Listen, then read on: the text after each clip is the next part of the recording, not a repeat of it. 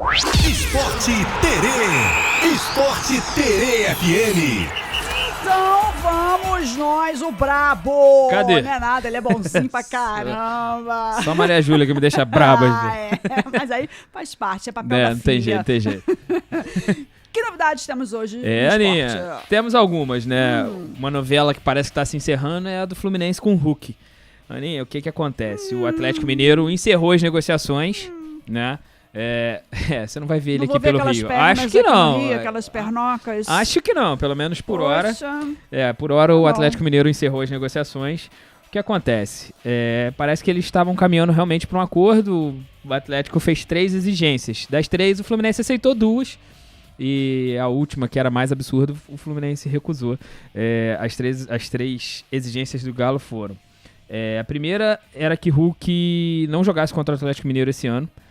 Independente da competição, se encontrassem na Sul-Americana, na Copa do Brasil, no Brasileiro, na Libertadores, enfim, qualquer competição que os dois se encontrassem, o Hulk não poderia jogar contra o Atlético Mineiro. O Fluminense aceitou, seria em contrato isso, então se o Fluminense botasse para o Fluminense usar o Hulk, teria que pagar um valor para poder usar.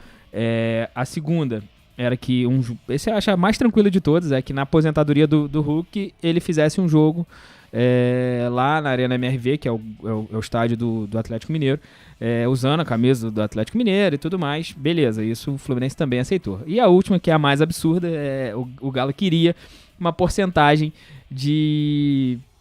da venda de alguns jogadores da base do Fluminense. Isso não existe, cara. Uma coisa não tem nada a ver com a outra. Eu acho que não... Assim, pode até acontecer em outros tipos de negócio. A contratação é mas atleta, pode né? acontecer. Pode, é uma coisa que realmente pode acontecer. Mas foi a gente vê indecente muito... essa proposta? Assim, é uma coisa que o Hulk tá em final de contrato lá. O Hulk vai ficar livre no final do ano. O Hulk tá livre aí pra assinar com um novo clube. Já no meio do ano, o Hulk pode assinar um pré-contrato com o Fluminense, se for o caso. Se o Fluminense ainda tiver a procura de um atacante, né?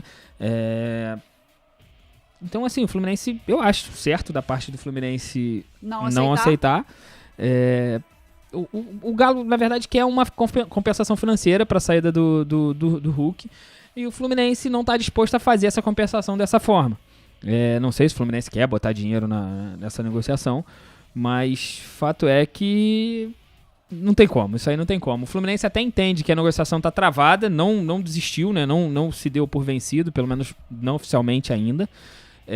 Mas ainda precisa contratar um atacante. O Fluminense entende e prioriza o setor de ataque para contratar alguém. O Hulk viria, se fechasse o contrato, com status de titular, de grande contratação, por tudo que fez na carreira, aqui no Brasil principalmente, né? Jogou muito tempo no Atlético Mineiro, fez nome lá, é ídolo lá da torcida. Mas esses termos aí o Fluminense não gostou e agora... Vai, de certa forma, ou espera, fica em banho-maria aí pra contratar um novo atacante, ou melhor, pra esperar que o Hulk consiga alguma coisa lá no Atlético, ou, né? Ou busca uma nova opção aí no mercado, que talvez, aí sim, vai precisar gastar dinheiro, porque ataque geralmente são jogadores caros, são jogadores mais caros aí, do meio pra frente geralmente são. Então, o Fluminense vai ter que rever o que quer, que vai ser aí então tá, pro né? seu ataque. Chegou aí a um desfecho, né? Sim. Essa situação do Hulk. Por hora tá... vinda do Hulk. Pro Atlético tá encerrado, pro Fluminense tá travado. Por hora, vamos ver. Tá. Pode ser que... Qualquer novidade. Qualquer momento aqui, né? Mude tudo. No Vasco, Ana, a gente falou sobre ele, que ele tinha chegado no Rio e tal, pra fazer exames e tudo mais, e assinar com o Vasco. Agora, oficialmente, o Vasco anunciou o zagueiro Alan Saldívia. Ele é uruguaio, tem 23 anos, ele assina contrato até o fim de 2028 com o Vasco. E ontem teve uma coletiva em que o Diniz falou. Ele projetou a temporada e foi bastante perguntado sobre mercado, né? Mercado de transferências. Isso aí não tem jeito. O que todo mundo quer saber agora é isso. Ele falou que o clube ainda busca algumas soluções pontuais, né?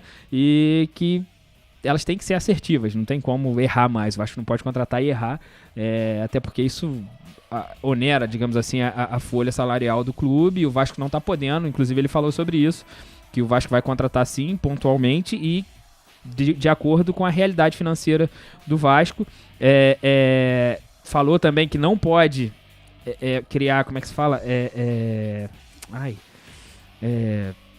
Fugiu a palavra agora. Expectativa exagerada. Exatamente isso. Não pode criar expectativa exagerada, porque o Vasco, a realidade financeira do Vasco é uma, não tem como você projetar. O Vasco. Não pode viajar na maionese. Exatamente. Né? Então, o Vasco hoje vai contratar um jogador, sei lá, um super jogador, e o Vasco hoje não tem essa grana.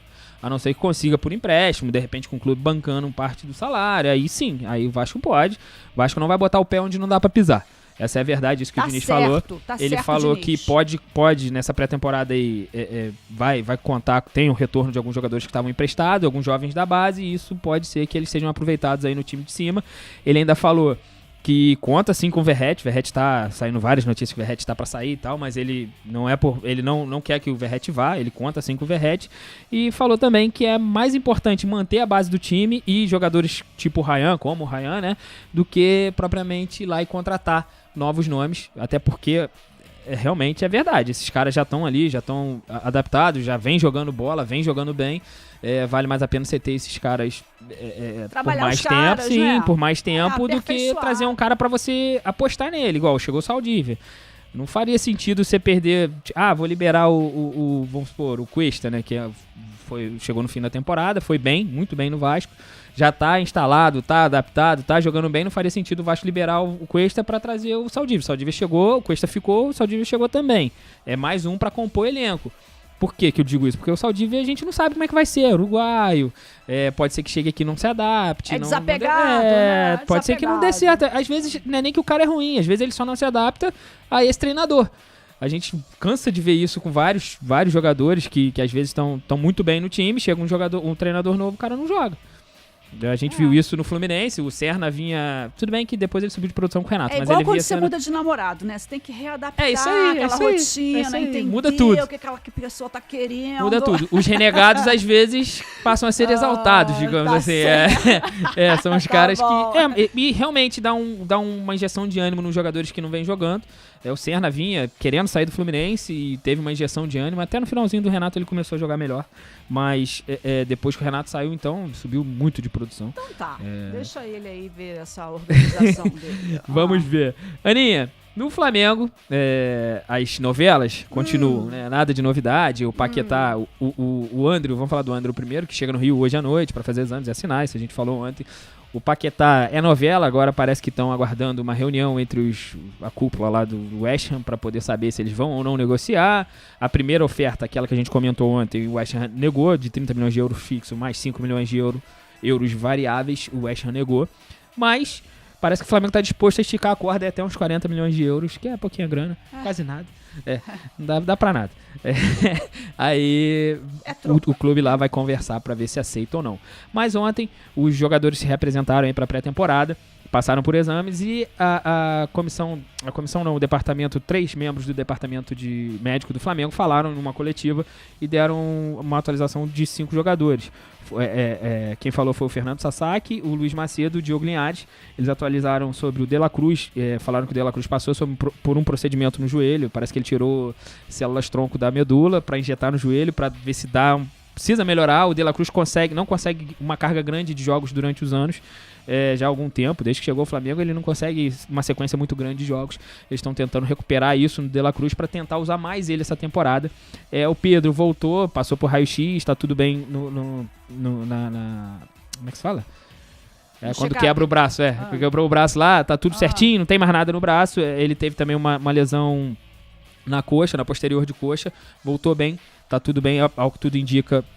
O começo de temporada do Pedro deve ser ok, né? Deve estar apto para jogar. O Léo Ortiz também passou por problema no tornozelo, voltou sem dores, teve sinais de boa recuperação. Agora, esses dois que eu vou falar agora são os problemas, digamos assim, do início de temporada. O zagueiro Danilo, ninguém ficou sabendo disso na época, mas ontem na coletiva os médicos falaram, ele teve um problema no joelho, um impacto no joelho que deu uma lesão, mas ele jogou lesionado alguns jogos. Aí piorou mais ainda a lesão? Não, muito porque não tinha jeito, o Flamengo não tinha outra opção, era ele ou ele. Sim. Porque o Léo Ortiz se machucou no jogo contra o Racing, da Libertadores, se não me engano foi no primeiro jogo, ou voltou no primeiro jogo, não conseguiu jogar o segundo, foi alguma coisa assim. O Danilo já jogou aquele jogo no sacrifício, jogou contra o Palmeiras na final da Libertadores no sacrifício, jogou todo o Mundial no sacrifício. O Danilo jogou um bom tempo, então, sentindo dores, e agora vai parar aí para se tratar, muito provavelmente um tratamento conservador, sem precisar fazer nenhum procedimento no joelho, nenhum procedimento invasivo, né, no joelho, mas o departamento médico do Flamengo não dá data pro retorno do Danilo ainda. O joelho é muito sério, né? É uma das principais articulações, né? Não tem ainda mais pro jogador. Ainda mais pro jogador. Geralmente o cara que tem problema no joelho não vai muito longe na carreira. O Danilo já diz ele que se aposenta no final desse ano. Também ganhou tudo que podia imaginar. O Danilo ganhou no futebol. Tem muito nome, é muito conceituado, principalmente fora do Brasil.